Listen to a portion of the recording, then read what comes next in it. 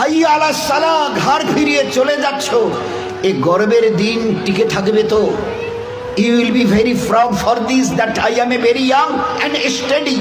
এটা ঠিক থাকবে তো? তোমার এই জওয়ানিকে তুমি ধরে রাখতে পারবে তো? তোমার এই জওয়ানি ঢলবে না তো? ভালো করে ইয়াদ করো, আমি তোমার বড় মেহেরবান আল্লাহ তোমাকে বলছি, একটু ঝুঁকতে শেখো। কি আছে তোমার কাছে গর্ব করার মতো? একটা জিনিস আমাকে দেখিয়ে দাও। আল্লাহ দেখিয়ে দিয়েছে তোমার কাছে তিনটে আছে, তিনটি। কি কি?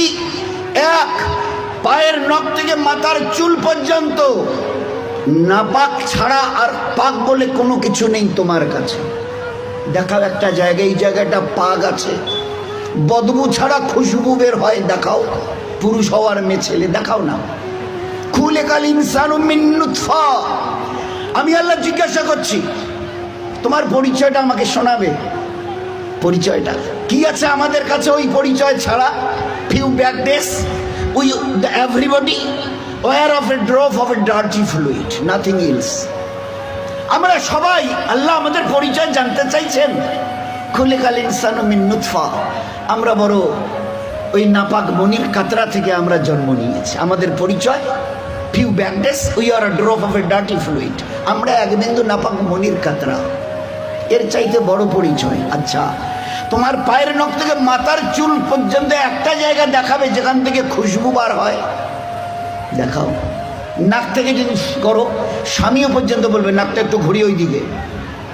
মুখ দিয়ে অক করো যদি, তো ছেলেমেয়েরা বলবে আম্মু তুমি এটা কি করছো? পায়খানা পেশাবের রাস্তা দিয়ে হলে তো কথাই নেই।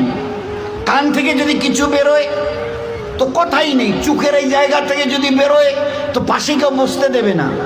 এরপরে পুরো শরীরের এক একটা লোমের গোড়া থেকে যদি একটু করে ঘাম বের হয়, তো আমার নিজের বিবি, নিজের বেটা বেটি বলবে না আব্বু, স্বামী একটু হাতটা দাও তো, একটু চুমু দিই।